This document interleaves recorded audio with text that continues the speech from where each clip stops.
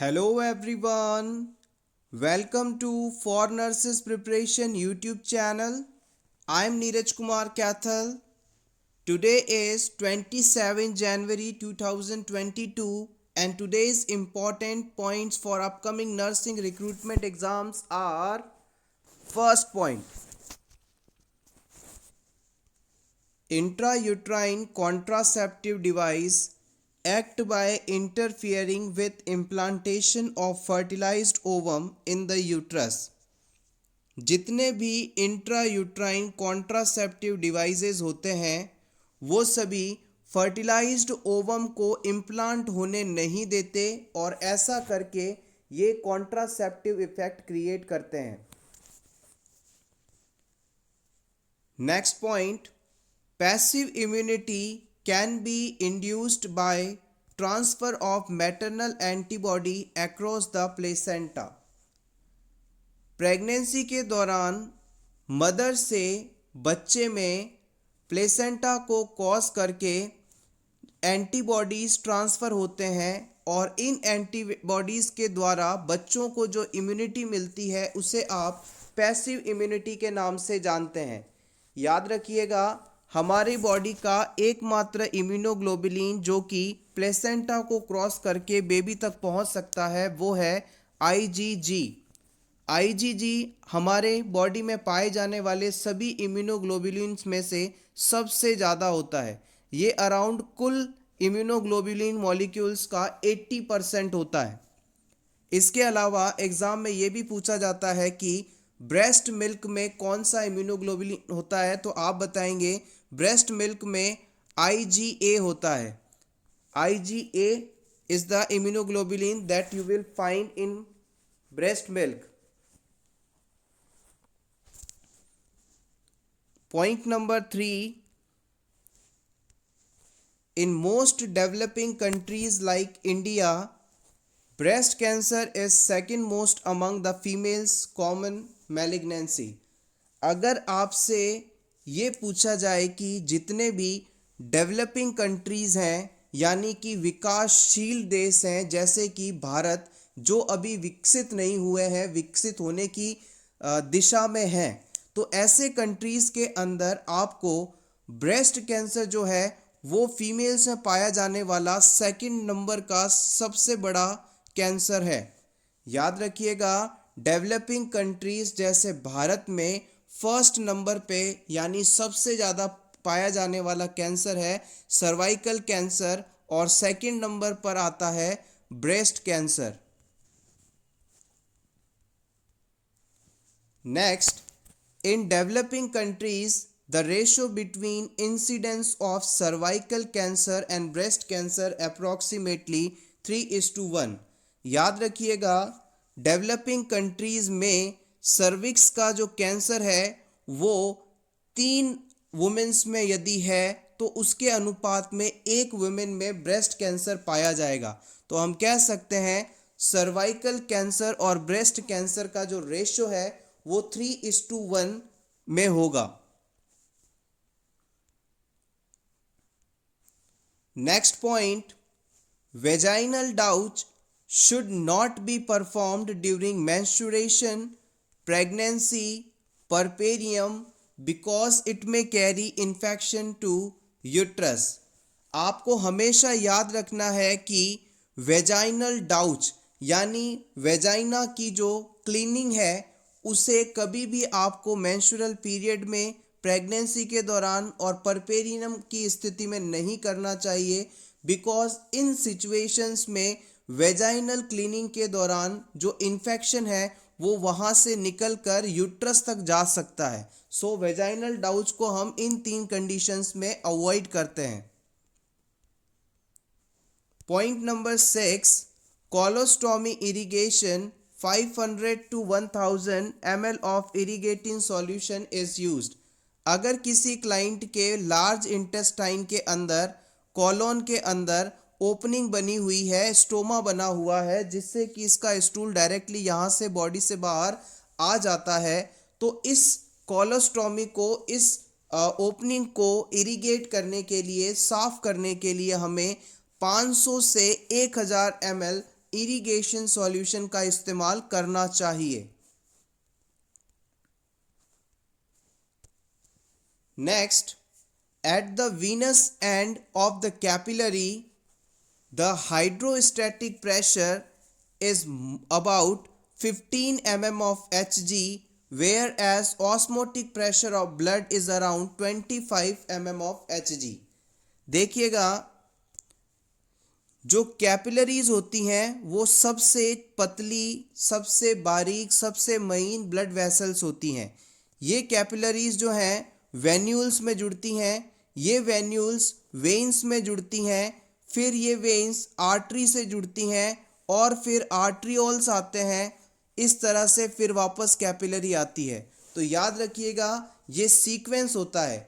Artery जुड़ेगी venule से, venule when से, when artery से, आर्टरी आर्ट्रियोल से, फिर वापस कैपिलरी से।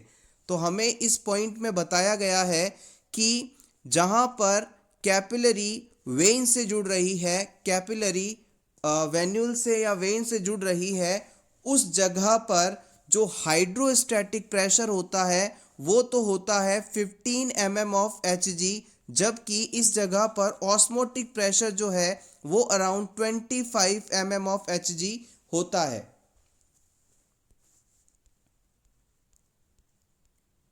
Point number 8, heart is found in thoracic cavity. याद रखिएगा, हमारा जो रिब केज है उसको आप थोरैसिक कैविटी के नाम से जानते हैं, क्योंकि ये चेस्ट एरिया में पाए जाने वाले सभी ऑर्गन्स, स्पेशली लंग्स, हार्ट आदि को प्रोटेक्ट करता है। तो याद रखिएगा, हमारा जो हार्ट है वो थोरैसिक कैविटी में पाया जाता है। Point number 9, the level of resistance of a community or group of people to particular disease is called herd immunity. याद रखिएगा, किसी पर्टिकुलर जोग्राफिकल एरिया में रहने वाले लोग जो आपस में एक दूसरे से रिलेटेड होते हैं, वी फीलिंग रहते हैं, कम्युनिटी कहलाती है। अगर किसी विशेष कम्युनिटी के लोगों में एक कोई विशेष डिजीज़ के अगेंस्ट इम्यूनिटी है या वो डिजीज़ उन्हें होता नहीं है, तो ये हर्ड इम्यूनिटी के नाम से जानी जाती है। याद रखिएगा, किसी कम्युनिटी में, किसी समुदाय में लोगों को अगर कोई एक डिजीज़ नहीं हो रही है तो हम ये मान सकते हैं कि उन लोगों में इस डिजीज़ के खिलाफ रेसिस्टेंस है, और यही इम्यूनिटी या रेसिस्टेंस हर्ड इम्यूनिटी के नाम से जानी जाती है। Point number 10, vaccine is immune biological substance which is when introduced into the body produces specific protection against particular disease। याद रखिएगा, वैक्सीन्स जो हैं इम्यून बायोलॉजिकल सब्सटेंस हैं, इम्यूनिटी बढ़ाने वाले बायोलॉजिकल सब्सटेंसेस हैं, जो कि जब हमारी बॉडी में एडमिनिस्टर किए जाते हैं तो वो किसी पर्टिकुलर स्पेसिफिक डिजीज़ के अगेंस्ट हमें प्रोटेक्शन प्रोवाइड करते हैं, प्रोटेक्शन डेवलप करवाते हैं। Point number 11, in most developed countries, breast cancer is commonest malignancy among female। याद रखिएगा, अब यहाँ पर डेवलप्ड कंट्रीज़ की बात हो रही है, यानी विकसित देशों की बात हो रही है, जैसे कि अमेरिका, ब्रिटेन आदि, यानी जो देश अपने आप को पूरी तरह से विकसित कर चुके हैं। इन देशों में जो ब्रेस्ट कैंसर है वो सबसे ज़्यादा पाया जाने वाला कैंसर है फीमेल्स के अंदर। और इससे पहले हमने बात करी थी डेवलपिंग कंट्रीज़ की। डेवलपिंग कंट्रीज़ में इंडिया आता है, यानी ये देश अपने आप को डेवलप कर रहे हैं और वहाँ पर सर्विक्स का कैंसर सबसे ज़्यादा पाया जाता था। Point number 12, in most developed countries the cervical cancer is a second most common malignancy। अब इन डेवलप्ड कंट्रीज़ के अंदर पहले नंबर पे तो ब्रेस्ट कैंसर है फीमेल्स में, और सेकंड मोस्ट कॉमन कैंसर आता है cervical cancer. Hopefully this is clear, important है, प्रीवियस एग्जाम में पूछी भी गई हैं ये चीज़ें। Point number 13. In cardiac arrest, the airway is maintained first, then breathing is improved, and at last circulation is restored.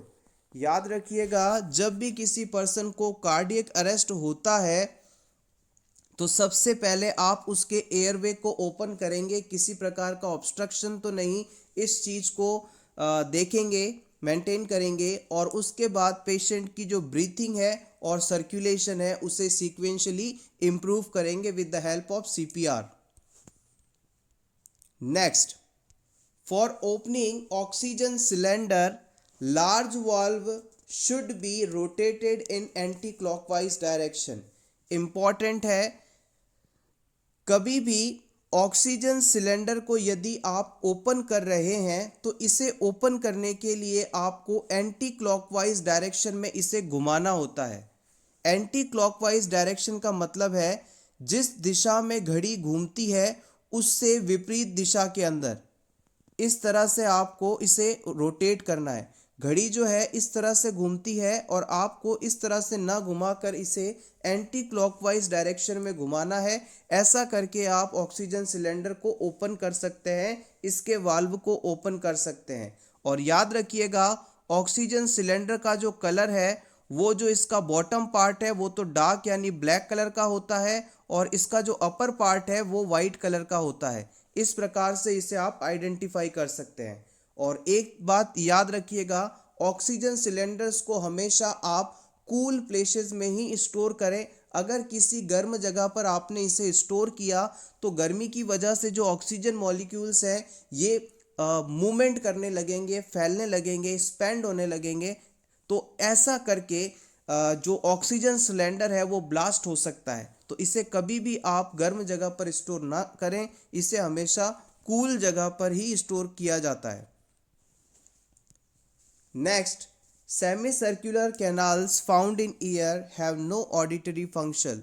जो हमारी सेमी सर्कुलर कैनाल्स हैं उनका कोई भी ऑडिटरी फंक्शन नहीं होता, यानी ये हमारे ईयर्स में पाई तो जाती हैं लेकिन ये सुनने से संबंधित किसी भी फीचर के लिए रिस्पॉन्सिबल नहीं है. Basically they are responsible for the body balance. Point number 16.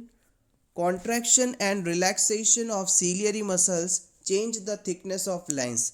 हमारी आइज के अंदर जो लेंस पाया जाता है, इस लेंस के ऊपर और नीचे सीलियरी मसल्स पाई जाती हैं. इन सीलियरी मसल्स के रिलैक्स होने पर या कॉन्ट्रैक्ट होने पर जो लेंस है इसका साइज बढ़ता और घटता है. Point number 17. MMR is a live attenuated viral vaccine. Measles, mumps, rubella जो है एक लाइव एटीन्यूएटेड वायरल वैक्सीन है. लाइव एटीन्यूएटेड वायरल वैक्सीन का मतलब होता है ऐसा वैक्सीन जिसमें इस डिजीज़ को कॉज करने वाले ऑर्गेनिज्म तो मौजूद हैं लेकिन उन्हें एटीन्यूएटेड कर दिया गया है, यानी बहुत ही ज़्यादा कमज़ोर कर दिया गया है, वीक कर दिया गया है. अगर ये ऑर्गेनिज्म किसी भी क्लाइंट की बॉडी में एडमिनिस्टर किए जाते हैं तो ये डिजीज़ प्रोड्यूस नहीं कर पाते, बल्कि इन्हें आइडेंटिफाई करके हमारी बॉडी इनके अगेंस्ट एंटीबॉडीज डेवलप कर पाती है. Hopefully this is clear. Point number 18. MMR vaccine is given at 15 to 18 months of age by subcutaneous route. It provides protection against measles, mumps and rubella. MMR vaccine 15 से 18 महीने की उम्र पर subcutaneous root से दिया जाता है और ये मीजल्स, मम्प्स और रूबेला जैसे डिजीज के अगेंस्ट प्रोटेक्शन देता है. Point number 19. In developed countries, the ratio between incidence of breast cancer and cervical cancer is approximately 3:1. हम यहाँ पर डेवलप्ड कंट्रीज़ की बात कर रहे हैं. यहाँ पर अगर फीमेल्स में कैंसर की बात की जाए तो 3 वुमेन्स के अंदर ब्रेस्ट कैंसर देखने को मिलेगा और 1 वुमेन के अंदर सर्वाइकल कैंसर देखने को मिलेगा. और जबकि डेवलपिंग कंट्रीज़ के अंदर ये रेशो उल्टा था, यहाँ पर 1:3 का रेशो था. Hopefully this is clear. Take screenshot if you want for your revision. Point number 20. Appendicitis is a inflammation of appendix. Pain at McBurney's point is a classical feature of appendicitis.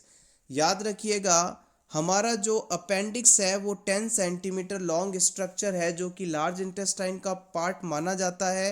Appendicitis condition में इस organ का inflammation हो जाता है और patient को right side of abdomen में काफ़ी ज़्यादा पेन होता है, राइट लोअर क्वाड्रेंट में काफ़ी ज़्यादा पेन होता है, स्पेशली मैकबर्नेस पॉइंट एरिया के अंदर, और ये इसका क्लासिकल फीचर भी माना जाता है। During the first 24 to 48 hours after tracheostomy, the patient may need suction after every 15 to 30 minutes. अगर किसी क्लाइंट में आपने ट्रेकियोस्टोमी की है, ट्रेकिया में होल करके आर्टिफिशियल ओपनिंग बनाई है एयरवे के लिए, तो इस प्रोसेस को करने के बाद शुरुआती 24 से 48 घंटों में पेशेंट को हर 15 से 30 मिनट में सक्शन करने की आवश्यकता होती है। और इसके अलावा आप चाहें तो जब भी पेशेंट को आवश्यकता हो उस हिसाब से भी सक्शन कर सकते हैं। Water seal drainage system is also called closed chest drainage system. Water seal drainage system is a process in which we are removing abnormally accumulated fluid from the pleural space. इस process को आप water seal drainage system या close chest drainage system दोनों के नाम से जानते हैं। Human I contains by convex lens. Human आई के अंदर जो लेंस पाया जाता है वो बाई कॉन्वेक्स शेप का होता है, बाई कॉन्वेक्स शेप का होता है, और हमारी जो आरबीसीज हैं वो कॉन्केव शेप की होती हैं। इस तरह से आप याद रख सकते हैं इसे। Hard palate is formed by the maxilla and palatine bone. हमारे माउथ का जो हार्ड पैलेट वाला हिस्सा होता है उसका निर्माण मैक्सिला और पैलेटाइन बोन्स मिलकर करती हैं। Next, Corynebacterium diphtheria is responsible for diphtheria disease. Diphtheria disease का causative organism Corynebacterium diphtheria है। Next, cholera is a killed vaccine. Cholera disease यानी हैजा डिजीज़ जो है उसके अगेंस्ट जो वैक्सीन दिया जाता है वो एक किल्ड टाइप का वैक्सीन है।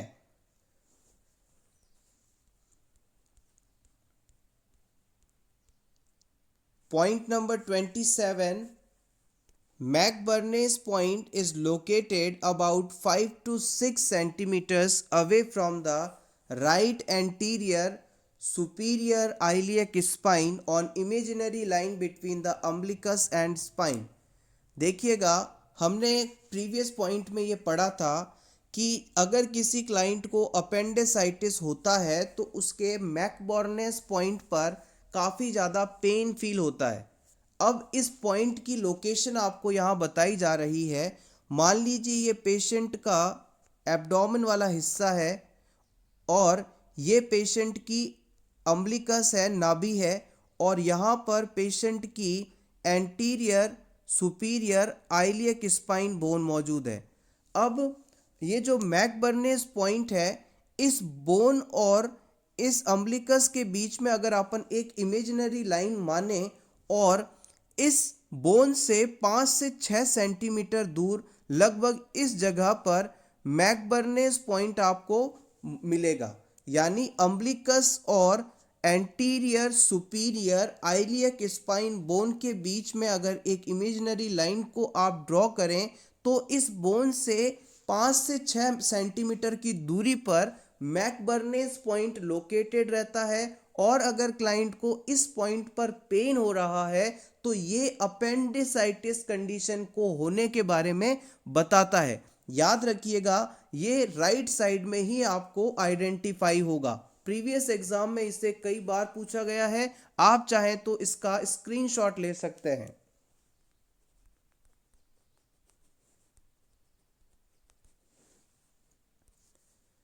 नेक्स्ट पॉइंट, ब्लीडिंग पर rectum, pain in abdomen, nausea, vomiting, loss of appetite, weight loss are important clinical manifestation of colon cancer। अगर किसी क्लाइंट को कॉलोन कैंसर है तो उसमें आपको ये सभी फाइंडिंग्स देखने को मिल जाएंगी, यानी रेक्टम एरिया से ब्लीडिंग होना, एब्डोमेन पेन होना, नोजिया वॉमिटिंग, भूख ना लगना, वजन कम होना, ये सभी फाइंडिंग कॉमन है।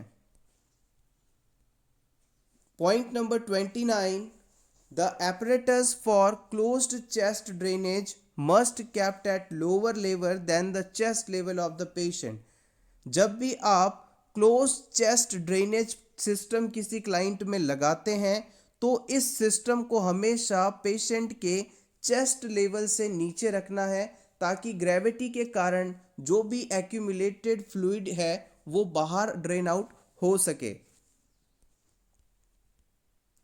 Point number 30, postural drainage may cause gagging and vomiting, so it should be done before meal।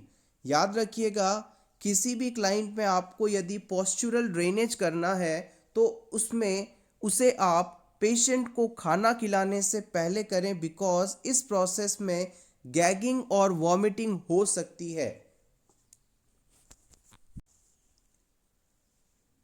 Point number 31, uterus is a hollow muscular pear shaped female organ which is found in pelvic cavity। याद रखिएगा, किसी non pregnant uterus का जो shape है वो नाशपाती के समान होता है, पियर शेप होता है, और ये एक मसल से बना हॉलो ऑर्गन है जो कि पेल्विक कैविटी में पाया जाता है। यूट्रस से इसका नॉन प्रेग्नेंट स्टेज में वेट भी पूछा जाता है जो कि 60 ग्राम होता है। Cervix is also called neck of uterus. Uterus का जो आखिरी हिस्सा होता है जिसे आप सर्विक्स के नाम से जानते हैं, उसे आप नेक ऑफ यूट्रस भी कह सकते हैं। दिस इज सर्विक्स और नेक ऑफ यूट्रस, और इसकी जो लंबाई है 1 इंच या 2.5 सेंटीमीटर के करीब होती है। Point number 33, immunoglobulin G is the only immunoglobulin which can cause placenta. इसे हमने अभी डिस्कस किया था कि आईजीजी जो है एकमात्र ऐसा एंटीबायोटिक या इम्यूनोग्लोबुलिन सब्सटेंस है जो कि प्लेसेंटा को क्रॉस कर सकता है, और इसकी जो मात्रा है अराउंड 75 to 80% होती है। Point number 35, very important, Hodgkin's disease is the malignancy of lymph node and it is manifested by appearance of Reed-Sternberg cells into the lymph node। हमारे बॉडी में जगह जगह पर लिम्फ नोड्स पाई जाती हैं। इनका काम है बॉडी को बाहरी सब्सटेंसेस से, हानिकारक सब्सटेंसेस से, माइक्रो ऑर्गेनिज्म से प्रोटेक्ट करना। हमारी बॉडी के सर्कुलेशन में अगर कोई भी ऐसा सब्सटेंस मिलता है जो कि बॉडी के लिए खतरनाक है तो बॉडी उसे इन लिम्फ नोड्स तक पहुंचाकर यहाँ पर इन्हें डिस्ट्रॉय करवा देती है। अगर किसी क्लाइंट को हॉडकिंस डिजीज़ है तो हम ये कह सकते हैं कि ये एक कैंसर है जो कि लिम्फ नोड्स के अंदर होता है। तो याद रखिएगा, लिम्फ नोड्स की मैलिग्नेंसी या लिम्फ नोड्स का जो कैंसर है उसे आप हॉडकिंस डिजीज़ के नाम से जानते हैं, और इस प्रकार के कैंसर को आइडेंटिफाई करने के लिए हम एक बहुत ही स्पेशल टाइप की सेल को ब्लड में आइडेंटिफाई करते हैं जिसे आप रीड-स्टर्नबर्ग सेल्स के नाम से जानते हैं। एक बार फिर से रिपीट करते हैं, अगर किसी क्लाइंट में रीड-स्टर्नबर्ग सेल्स की प्रेजेंस है तो इसका मतलब है कि उसे हॉडकिंस डिजीज़ है। इंपॉर्टेंट है ये पॉइंट, प्रीवियस एग्जाम में पूछा भी गया है। Point number 36, before postural drainage Bronchodilator should be given to the patient to encourage drainage and expulsion of secretion. याद रखिएगा, पोस्चुरल ड्रेनेज करने से पहले हम क्लाइंट को ब्रोंकोडाइलेटर ड्रग्स देते हैं और इसकी वजह से पेशेंट में ड्रेनेज और एक्सपल्शन ऑफ सिक्रेशन बढ़ जाता है. Point number 37, directly observed treatment short course यानी DOTS therapy is given to treat tuberculosis. TB के ट्रीटमेंट के लिए हम डॉट्स थेरेपी का इस्तेमाल करते हैं और इसका फुल फॉर्म एग्जाम्स में अक्सर पूछा जाता है, जो कि है directly observed treatment short course. Next, multi drug therapy is used in the treatment of leprosy. Leprosy जिसे आप कुष्ठ रोग के नाम से जानते हैं, उसके ट्रीटमेंट के लिए मल्टी ड्रग थेरेपी का इस्तेमाल किया जाता है. मल्टी ड्रग थेरेपी के अंदर एक से अधिक एंटीबायोटिक मेडिसिन्स पेशेंट को दी जाती हैं ताकि पेशेंट में किसी भी दवा के अगेंस्ट रेसिस्टेंट डेवलप ना हो जाए. लेप्रोसी एक बैक्टीरियल डिजीज़ है जो कि माइकोबैक्टीरियम लेप्रे द्वारा होता है. और याद रखिएगा, हर साल जनवरी के आखिरी संडे को वर्ल्ड लेप्रोसी डे के रूप में मनाया जाता है. इस दिन को मनाने का उद्देश्य है लोगों में इस डिजीज़ के अगेंस्ट जागरूकता पैदा की जाए. Point number 39, from outer to inner side in the walls of uterus 3 layers are found, namely perimetrium, myometrium, endometrium. देखिए, इस चीज़ को इस प्रकार से समझते हैं. मान लीजिए ये किसी वुमेन का, फीमेल का यूट्रस है. इस यूट्रस में आपको 3 लेयर्स पाई जाएंगी, मिलती हैं 1, 2 एंड 3. जो सबसे बाहर वाली लेयर है इसे आप पेरीमेट्रियम कहते हैं.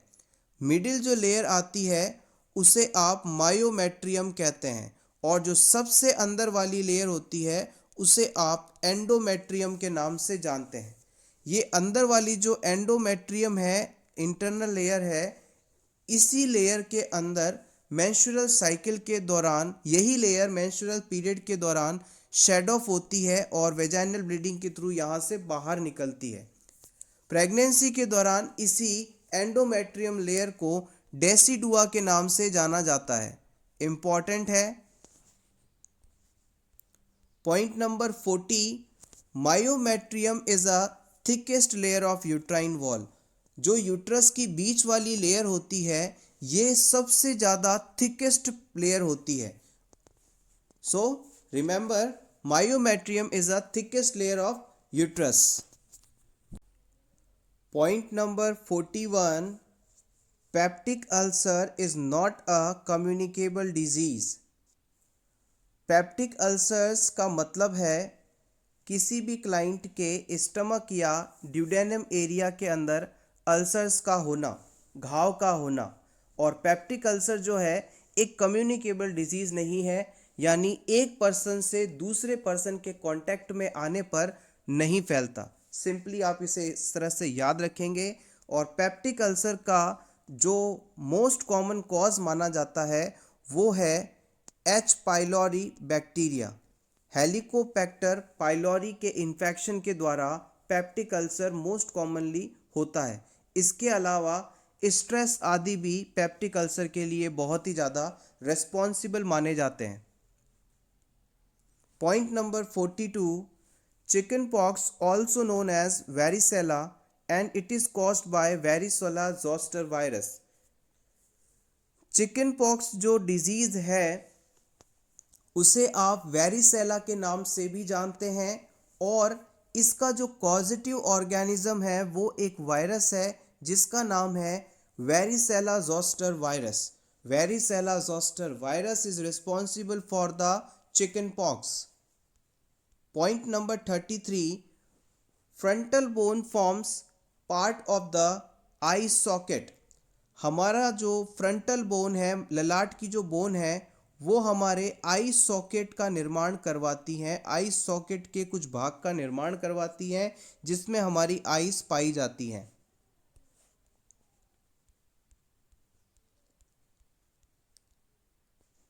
Point number 44, temporomandibular joint is found between the temporal bone and mandible and it is only movable joint of skull।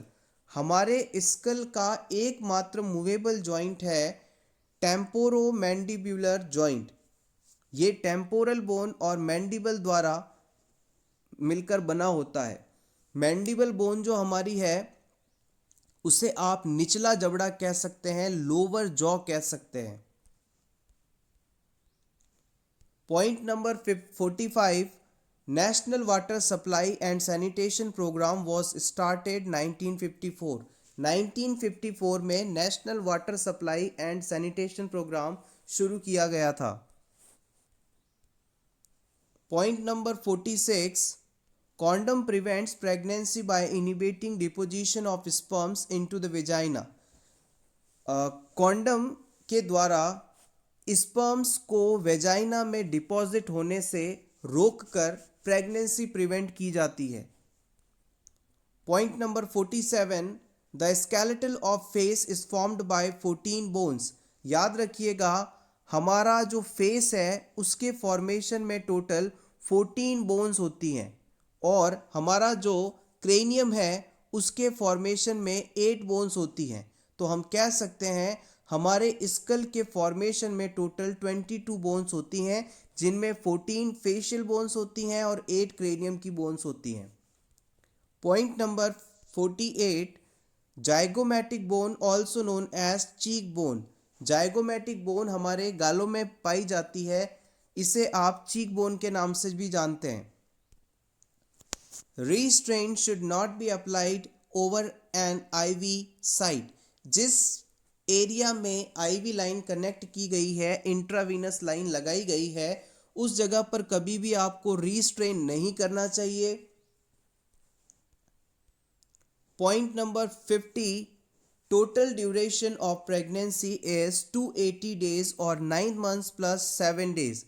याद रखिएगा प्रेगनेंसी का कुल समय 280 दिन प्लस 7 डेज या फिर 9 मंथ्स प्लस 7 डेज माना जाता है। Point number 51, BCG vaccine is given at birth and it's dose is 0.05 ml। BCG vaccine का फुल फॉर्म है बेसिलस कालमेटी-गुवेरिन और ये वैक्सीन ट्यूबरक्लोसिस या टीबी डिजीज से प्रिवेंशन के लिए दी जाती है। इस वैक्सीन को एट बर्थ एडमिनिस्टर करते हैं और इसका जो रूट होता है वो होता है इंट्राडर्मल, यानी कि 15 डिग्री के एंगल से निडल को इंसर्ट किया जाता है और डोज जो है वो है 0.05 ml और ये आपके लेफ्ट अपर आर्म में डेल्टॉइड मसल्स में लगाया जाता है और ये एकमात्र ऐसा वैक्सीन है जिसे लगाने के बाद स्किन पर एक परमानेंट स्कार फॉर्म होता है, व्हील शेप स्कार फॉर्म होता है। ये सभी इंपॉर्टेंट पॉइंट्स यहाँ से अक्सर पूछे जाते हैं। नेक्स्ट, ये हम बात कर चुके हैं। Next point number 53, zygomatic, maxilla, mandible, nasal, lacrimal, wormer, inferior conche and palatine, these are the bones of face। ये सभी बोन्स हमारे फेस में पाई जाती हैं। एक बार फिर से रिपीट करेंगे, आप चाहें तो इसका स्क्रीनशॉट ले सकते हैं आपके रिवीजन के लिए। Zygomatic, maxilla, mandible, nasal, lacrimal, vomer, inferior concha and palatine. Next, contraction of detrusor muscles and relaxation of internal urethral sphincter causes micturition। Micturition का मतलब है यूरिन को पास करना और इस प्रोसेस के अंदर जब भी हम यूरिन पास कर रहे होते हैं जो यूट्रस के डेट्रूसर मसल्स है उनमें कॉन्ट्रैक्शन होता है और जो इंटरनल यूरिथ्रल स्फिंक्टर है उसमें रिलैक्सेशन होता है। एक बार फिर से रिपीट करते हैं। मिक्चुरेशन के समय हमारे जो ब्लैडर में पाए जाने वाले डेट्रूसर मसल्स होते हैं उनमें तो कॉन्ट्रैक्शन होता है और इनके कॉन्ट्रैक्शन के कारण जो इंटरनल यूरिथ्रल स्फिंक्टर है वो रिलैक्स हो जाता है यानी ओपन हो जाता है और इसके बाद हम यूरिन पास कर पाते हैं। Point number 55, risk of prostate cancer increases in male after the age of 50 to 55 years। Mails के अंदर प्रोस्टेट का जो कैंसर है वो 50 से 55 साल के होने के बाद काफ़ी ज़्यादा बढ़ जाता है, रिस्क काफ़ी बढ़ जाता है। और प्रोस्टेट कैंसर को आइडेंटिफाई करने के लिए PSA का लेवल चेक किया जाता है, प्रोस्टेट स्पेसिफिक एंटीजन को इवेल्युएट किया जाता है। Point number 56, in prostate cancer hard nodule of P size can be पाल्पेटेड on rectal examination. Prostate cancer होने पर उस पेशेंट का जब हम रेक्टल एग्जामिनेशन करते हैं तो हमें प्रोस्टेट ग्लैंड जो है पी साइज्ड हार्ड नोड्यूल मास के रूप में फील होती है। एक मटर के दाने के जितना हार्ड नोड्यूल फील होता है प्रोस्टेट कैंसर होने पर जब इस पेशेंट का रेक्टल एग्जामिनेशन किया जाता है। This is important. Next, depot medroxyprogesterone acetate यानी DMPA एंड नॉर्थिस्टेरॉन एसीटेट यानी NETEN are the example of injectable hormonal devices. Injectable hormonal devices के एग्जाम्पल यदि आपसे पूछा जाए तो आप बताएंगे डंपा और NETEN। DMPA की फुल फॉर्म प्रीवियस एग्जाम में पूछी गई है जो कि है डिपोट मेड्रॉक्सी प्रोजेस्ट्रॉन एसीटेट। आप चाहें तो इसका स्क्रीनशॉट ले सकते हैं। Next point, hormonal devices inhibit pregnancy bye ovulation. ये जो हार्मोनल डिवाइसेस अपन ने बात की थी ऊपर डंपा और NETEN की, ये सभी ओव्यूलेशन को रोक कर प्रेगनेंसी होने से बचाते हैं। Next, measles also known as rubeola. Measles disease को आप रूबियोला के नाम से जानते हैं। Next, plaster cast is used to immobilise the part of musculoskeletal system during healing process. हम मस्कुलो स्केलेटल सिस्टम में जब हीलिंग करवा रहे होते हैं और प्लास्टर क्लैट अप्लाई करते हैं, इसका उद्देश्य होता है कि उस पर्टिकुलर पार्ट में मूवमेंट्स नहीं होने देना ताकि जल्दी हीलिंग हो सके। प्लास्टर लगाकर हम फ्रैक्चर्ड पार्ट को इमोबिलाइज बनाते हैं ताकि अंदर की जो टिश्यूज हैं वो आपस में जुड़ सकें, लिगामेंट्स बन सकें। Point number 61, the middle layer of wall of urinary bladder consist of detrusor muscle। अभी हमने मिक्चुरेशन प्रोसेस के लिए इसेंशियल डेट्रूसर मसल्स के बारे में पढ़ा था। आपसे ये पूछा जा सकता है कि ये ब्लैडर में किस लेयर में पाए जाते हैं, तो आप बताएंगे कि ब्लैडर की मिडिल लेयर के अंदर ये डिट्रूसर मसल्स पाए जाते हैं जिनके कॉन्ट्रैक्शन होने के कारण इंटरनल स्फिंक्टर रिलैक्स होता है और यूरिन आउट या यूरिन पास कर दिया जाता है। Clostridium टिटैनी is the causative organism of tetanus. Tetanus disease का कॉजेटिव ऑर्गेनिज्म है clostridium टिटैनी। Point number 63, the cricopharyngeal sphincter is found on upper end of esophagus and it prevents air passing into esophagus during inspiration।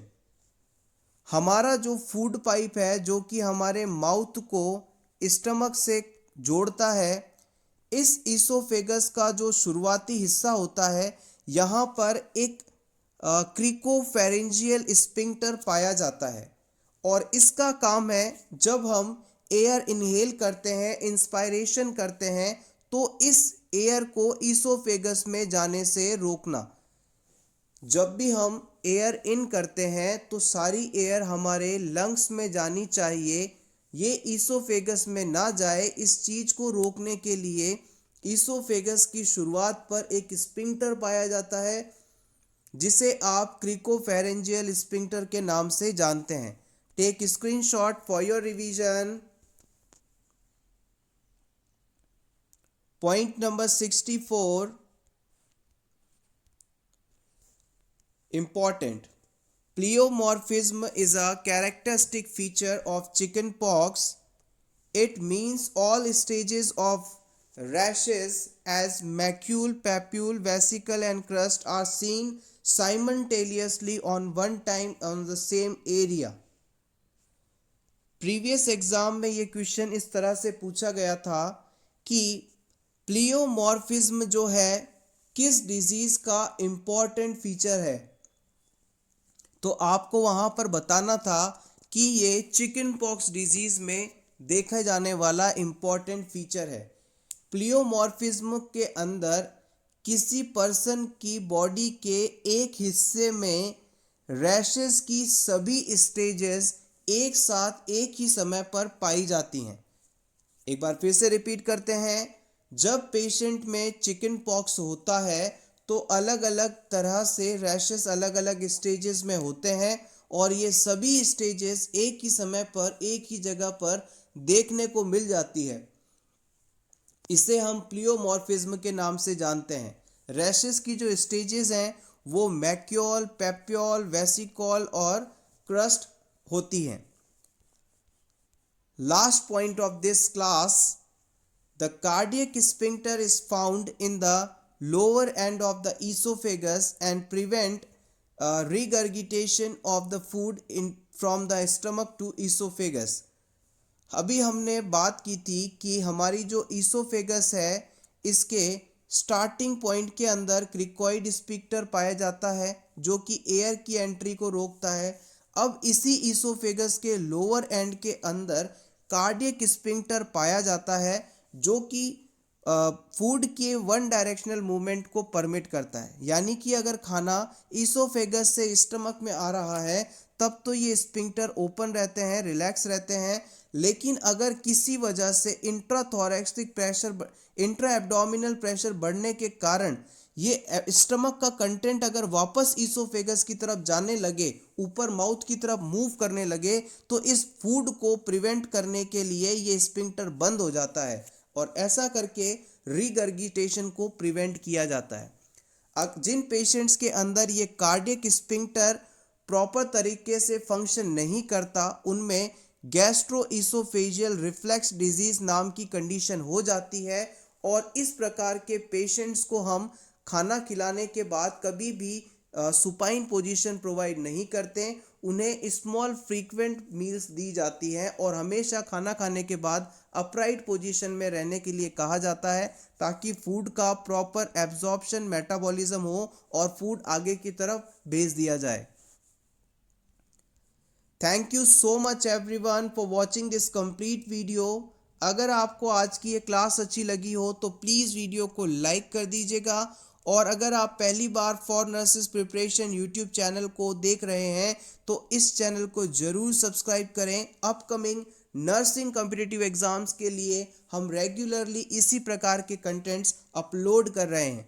दोपहर 3 बजे आपको इसी प्रकार के important points मिलते हैं और रात को 8:30 बजे आपको important upcoming nursing competitive exam के लिए MCQs मिलते हैं। Thanks a lot. Best of luck.